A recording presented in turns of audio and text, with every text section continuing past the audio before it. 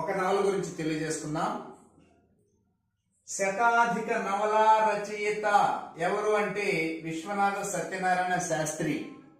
శతాధిక అంటే 100 కంటే ఎక్కువ నవలను రచించినటువంటి వ్యక్తి. తెలుగులో అతి పెద్ద నవల ఏది అంటే 1000 పడగలు. ఎందుకంటే దానికి 1000 పడగలు ఉన్నాయి కాబట్టి, అతి పెద్ద పాము కాబట్టి ఇక్కడ కూడా అతి పెద్ద నవల ఏది అంటే 1000 పడగలు. దానికి తెలుగులో అతి పెద్ద బృహన్ నవల ఏదన్నా కానీ 1000 పడగలే. బృహత్ ప్లస్ నవల, బృహన్ నవల అది 1000 పడగలే. 1000 పడగలు రచనా కాలం వచ్చి 1930.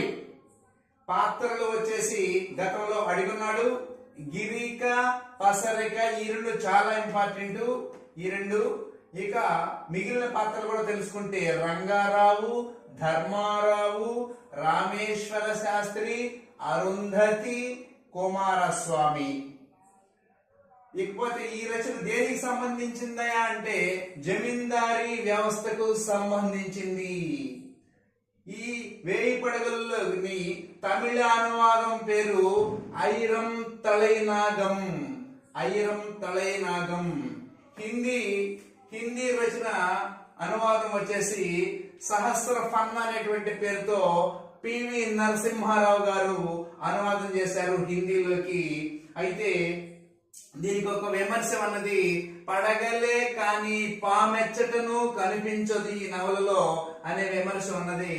అందుకని ఏం చేస్తున్నారా అంటే వెర్రి పడగలు అనేటువంటి పేరుతోటి ముక్కామల నాగభూషణం చేసినాడు. నాగభూషణం కాబట్టి ఆయన కోపం వచ్చింది. ఏమని, ఈ పడగలు ఇది పాము ఎక్కడ లేదు, పడగలే గాని అన్నాడు. గాని అందుకని ఈ వెర్రి పడగలయ్యా అని చెప్పి అసలైన పడగలు నా దగ్గర ఉన్నాయని నాగభూషణం చెప్పినాడు.